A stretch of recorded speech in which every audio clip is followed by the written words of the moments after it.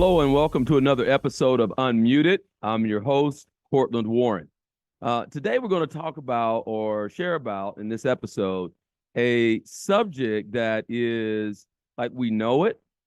We recognize its importance, but oftentimes we're not really deliberate or intentional about the how-to. Okay, so we know that it's important.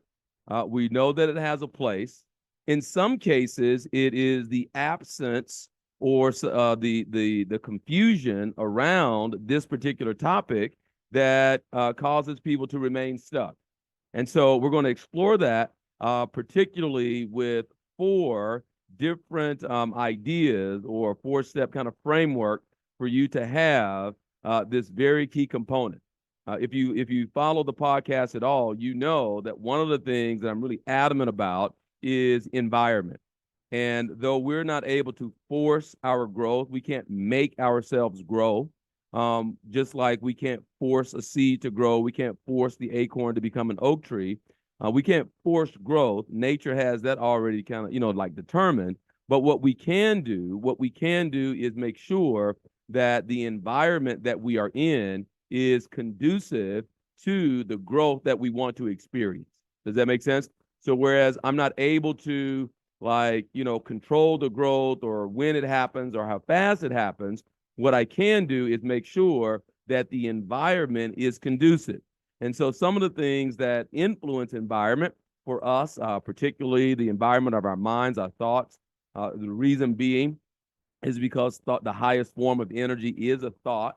And so thought becomes thing. So a thought becomes a thing. And so we want to make sure that our environment, our mind, is conducive for the seeds of our thoughts to grow. Okay, things that influence that include, the television shows that you watch or music that we listen to, books that we read, who we follow, and what we pay attention to on social media. All of those things influence environment. And another very key aspect or key component to environment is friendship. Like, who is your network? Who do you associate with the most? And when you look into your network, you look into the people that you have or entertain conversation with, are those conversations conducive to the growth that you want to experience? Or do you find yourself feeling like an oddball in your friendships and relationships, particularly when you start to grow and advance? You might find that when you really get serious about your growth and development and expansion, that the things that you want to talk about are not, they're not the topic of conversation with the people that you've been associating with. And so what do you do then? What happens when you really get serious about your transformation and you're not effective in getting everyone else to come aboard? It says my mom said, years and years ago, she said, everybody that came with you can't go with you. Not everybody that came with you can go with you. So, and that's because transformation requires that each person pay their own price. Like I can't pay the price of your transformation, just like you are not able to pay the price of mine or someone else's. Every individual must be willing to pay their own price. So a lot of times what happens is you'll hear people, I've heard people say that, they get concerned about, leaving their friends. They get concerned about leaving family. They get, because of this sense of loyalty, there is a feeling of, well, what happens when I really start to grow? Because I'll be leaving some people behind. And that is true. Like I'm not going to sugarcoat it. I'm not going to make it like it's not. That is absolutely the case. When you get serious about your transformation, it is inevitable that you'll be going to a place or elevating to a place that those who aren't willing to do that work or who don't value it, right? It's not important to them. Then they won't be elevating to those places. And here's the thing: they don't have to want it. But oftentimes what happens is a person is using the fact that someone else isn't ready to move as their justification for staying where they are. I'll say that again. Oftentimes, it is the case that a person is justifying not moving themselves because, well, my partner, my friend, my spouse, they don't want to move. And so therefore I'm stuck. In essence, they become the reason why you don't move forward. That's it. That's lame. Now, here's the thing. We're not designed to be alone. Right? We are communal creatures, human beings. And so it is true that, well, we want to, we want to be in environments that, where we're surrounded by people who want to see us win. Like, life is easier when you're surrounded by people who want to see you win. It is also the case that when you really start to move towards that place of elevation, when you change your standards, when you up your standards, there is a period where you'll be going alone, or at least it will feel like you are. There's a period of time where, as you're making that transition, as you're paying that price of transformation, it can get and will be very lonely. And when that loneliness sets in, will you retreat and go back to where you were, or will you stay on the path? Will you stay on the journey long enough to meet some other people along the way who are going where you're going, who are headed where you're headed? So there's some things that you can do to attract influential people. There's some ways of being that you can be in order to attract high quality friendships into your life. And we're going to explore that in this episode. Okay. Now, one of the reasons for this, one of the great books in personal development ever, in my view, is Dale Carnegie's How to Win Friends and Influence People. An absolute classic. Very simple in its writing and writing style, and very effective in its concepts and frameworks. How to win friends and influence people. So there's there's way too much to know for you to be a person who feels like you got to know everything and do everything.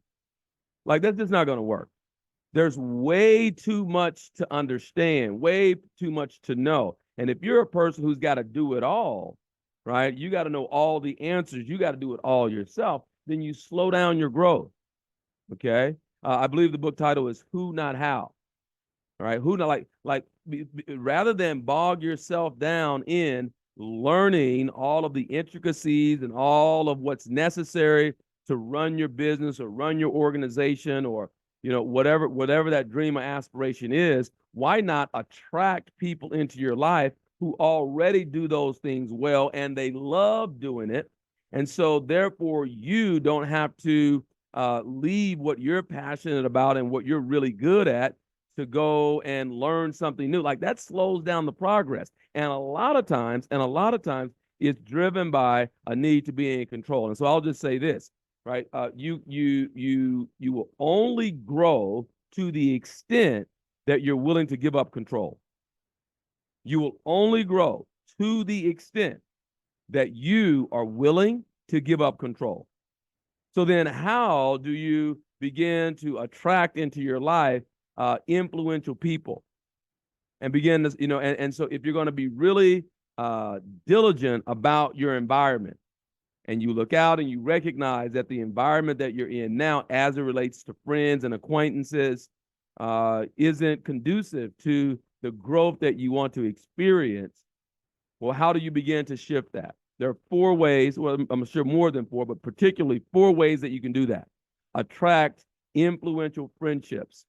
Number 1 is you cultivate authenticity within yourself.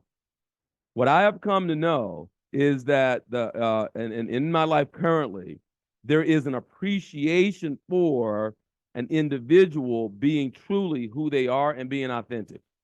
Like, we can all sense and feel when someone is BSing. You can just feel it.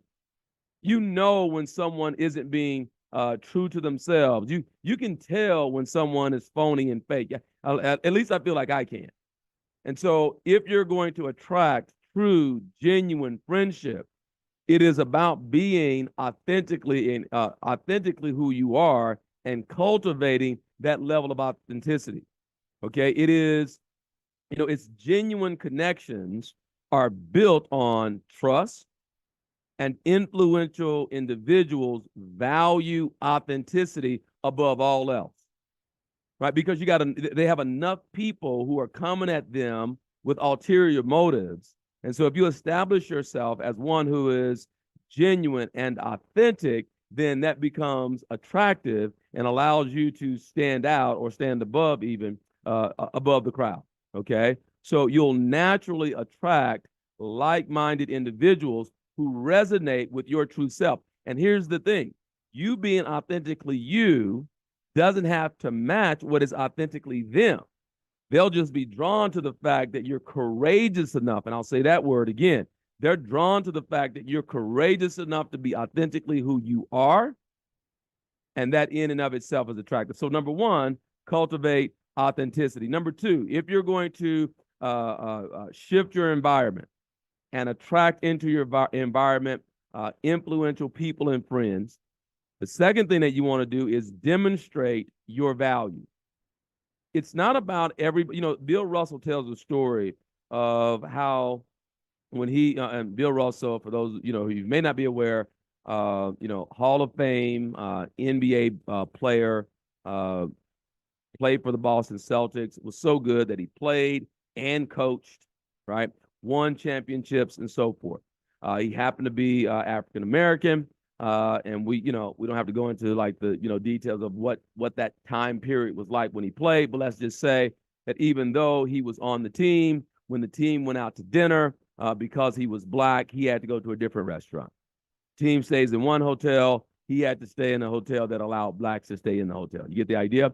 Okay. And so Bill Russell is recorded as saying that when he got to the Boston Celtics basketball team, and interviewers asking him what it was like for him, and how did he, what did the team do to make him feel welcome? And Bill Russell said, and I never forgot this. Bill Russell said, well, when I got to the Boston Celtics, I did not feel like it was I did not feel like it was their responsibility to welcome me in. I felt it was my responsibility to show them that I could help them be better, to paraphrase. It was like it wasn't their job to make me feel welcome as much as it was my job to show that I could assist them in winning championships. Like I was there to show my value more so than them welcoming me. And to me, that's the epitome of like responsibility. And how often do we find where people like, well, new organization, new people, new environment, new city that you move to or whatever. And it's like, well, waiting for other people to invite you in or make you feel welcome versus I'm now here and let me show what I'm capable of or the value that I bring. Because what we know is that highly successful people want to continue to be successful. High achievers want to continue to achieve.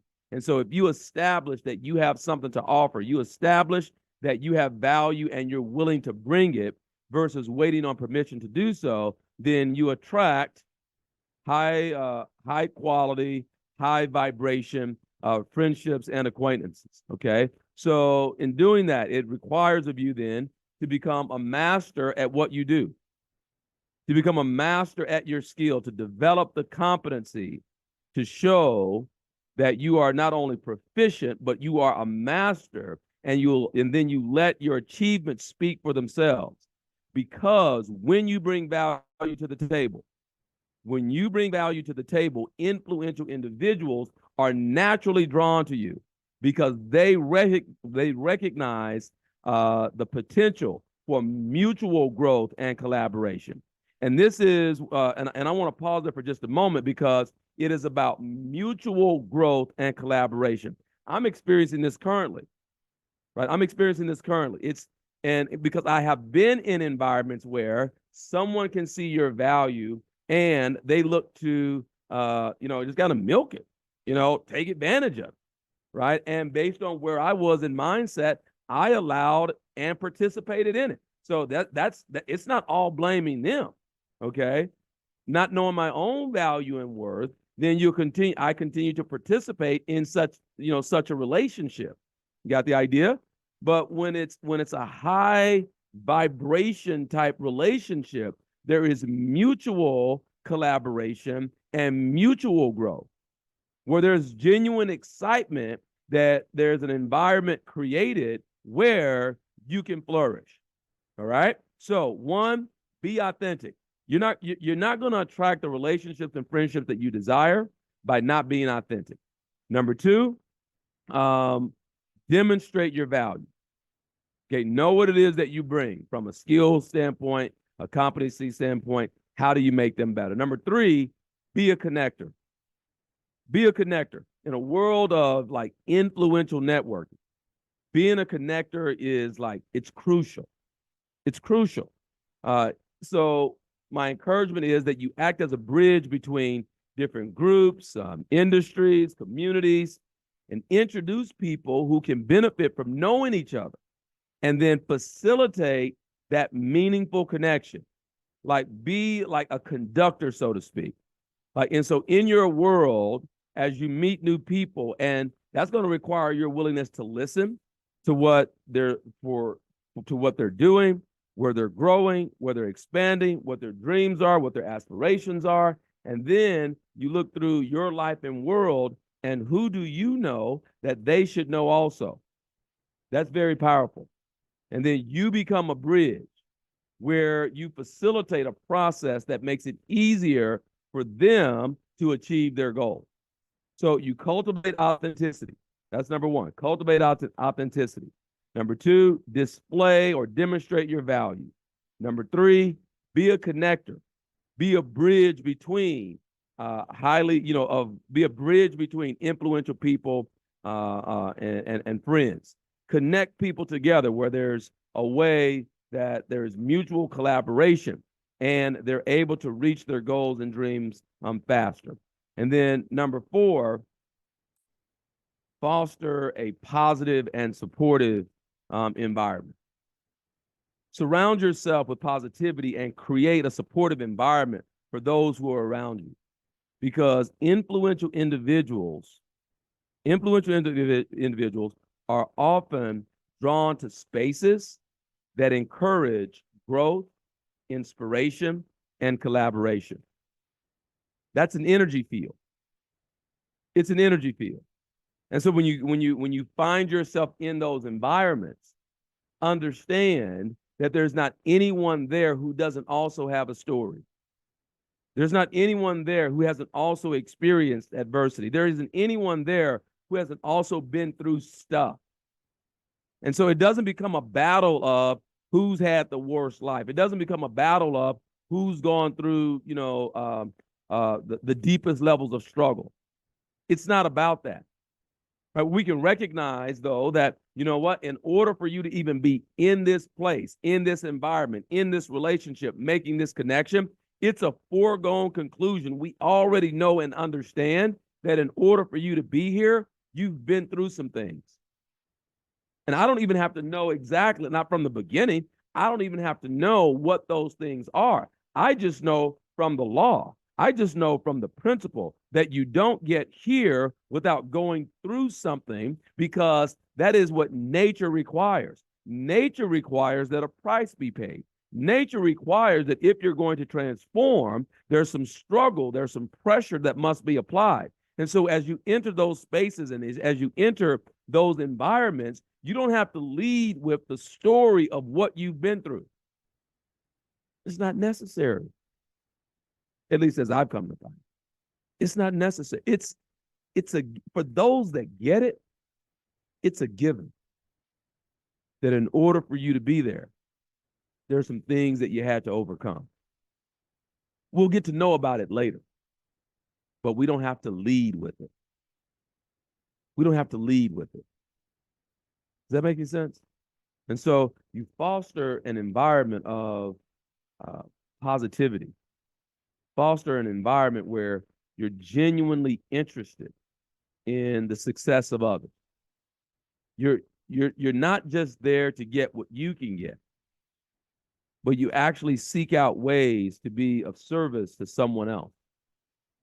You actually seek out ways to make it easier for them to get to where they desire to be. And you'll attract influential friends who appreciate your genuine care and your genuine encouragement. So as you embark, on raising the bar in your own life, taking your standards to a new level, it is a part of the price that will be paid that you leave. Inevitably, there are going to be some relationships that dissolve. And for a period of time, it may feel like you're all by yourself. For a period of time, it may feel quite lonely. But stay on the path long enough, rather than retreat back to what you've known. Stay on the path long enough, because I am a witness. I've been through it. You'll eventually begin to attract those who see you. They see you, truly see you. They can know the story of what you've been through, and still, even though they know the story, they're fixated on the truth of who you are. And those are the environments that will compel you and inspire you to continue to be good, to continue to be better, grow, and expand. You won't be alone. In fact, you never have been.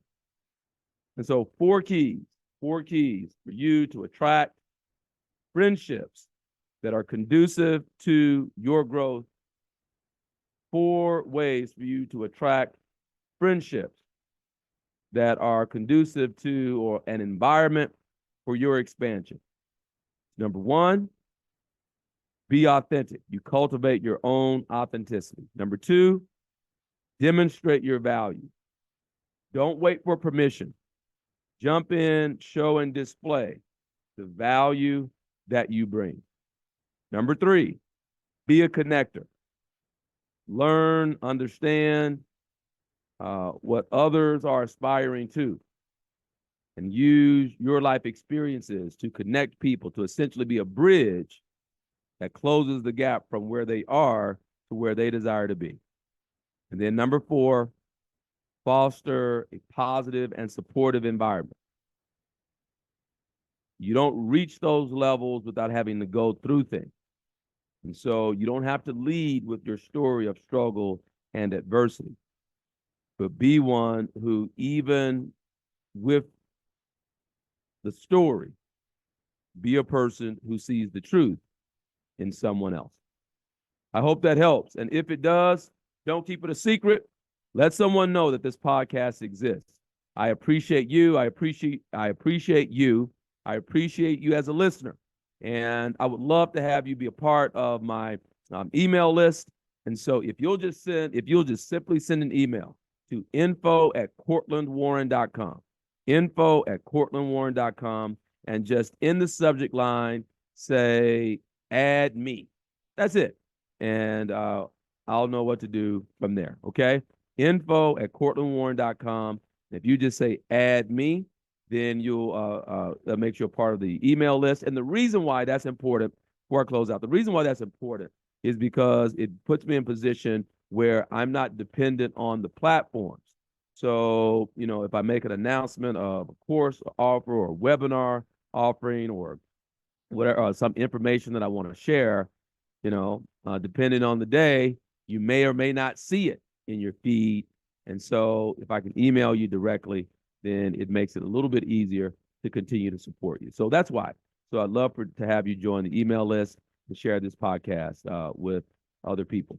Thanks a lot, and we will see you next week for the next episode.